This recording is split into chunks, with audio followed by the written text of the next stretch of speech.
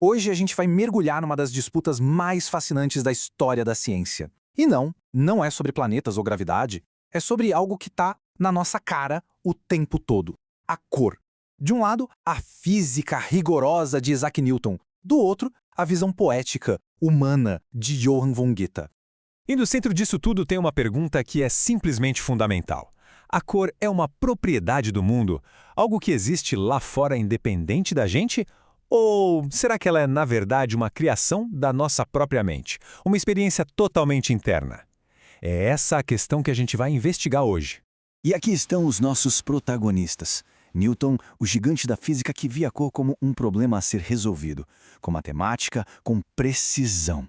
Já o Goethe, o aclamado poeta-cientista, achava essa abordagem fria demais, incompleta. Para ele, a chave de tudo não estava nos números, estava na experiência humana. Beleza, vamos começar pela perspectiva do Newton. Para ele, entender a cor significava, antes de qualquer coisa, entender a luz. E entender nos seus termos mais básicos, os termos da física.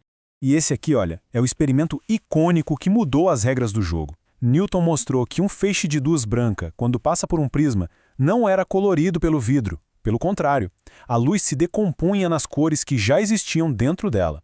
O prisma, então, não criava as cores, ele só revelava o que sempre esteve ali.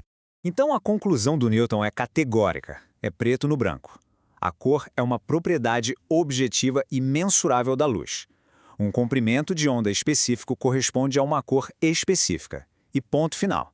A percepção humana nesse modelo todo é só um detalhe, quase um efeito colateral. Aí, mais de um século depois, corta para Goethe.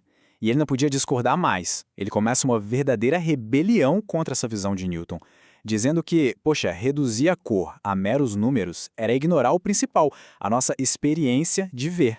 E essa citação dele captura a filosofia inteira. Para Goethe, a cor não existe lá fora, isolada no mundo. Ela nasce no encontro, na interação dinâmica entre a luz, a escuridão e, claro, o elemento crucial, o olho humano. O método de Goethe não era matemática, era a observação atenta do dia a dia.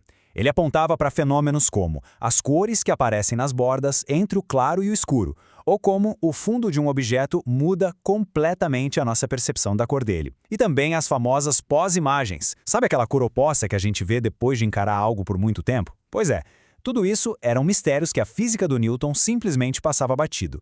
Esse quadro aqui resume o embate perfeitamente. De um lado, Newton, totalmente focado no objeto, na luz, como uma coisa física. Do outro, Goethe, focado na experiência, no papel ativo da nossa percepção. Para Newton, quem observa é só um espectador passivo. Já para Goethe, quem observa é um co-criador da cor. E aí fica a grande questão, né? Por séculos, a ciência deu razão para o Newton, sem nem pestanejar. Mas será que a história acaba assim, tão simples? A resposta, como a gente vai ver, é muito mais complexa e, sinceramente, muito mais fascinante. Para a gente começar a resolver esse impasse, a gente precisa dar um pulo no tempo, lá para o século XX, e conhecer uma nova escola de psicologia, a Gestalt.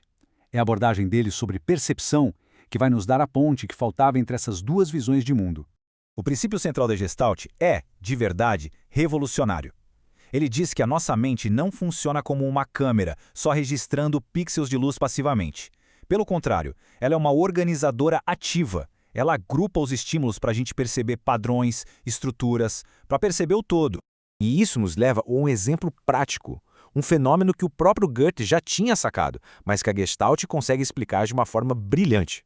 Olha só essa imagem. Pode não parecer, mas os dois quadrados cinza no centro são exatamente da mesmíssima cor. Tem o mesmo comprimento de onda, a mesma física. Mas ninguém enxerga eles como iguais. Por quê? Porque o cérebro não vê a cor de forma isolada, ele interpreta em relação ao contexto. A percepção do todo, literalmente, altera a percepção da parte. E agora, com essa nova compreensão da percepção, a gente pode finalmente construir a síntese moderna. Uma visão que consegue finalmente honrar tanto Newton quanto Goethe. Hoje, a gente entende a cor como um processo de 3 etapas. Primeiro, tem a luz, o estímulo físico que Newton descreveu tão bem. Depois, esse estímulo é processado pelo nosso olho e cérebro, que interpretam ativamente exatamente como Goethe e a Gestalt defendiam. E só então, como resultado final, vem a percepção. A cor que a gente de fato vê é uma construção do cérebro. Então, voltando àquela pergunta, quem estava certo? A resposta é genial.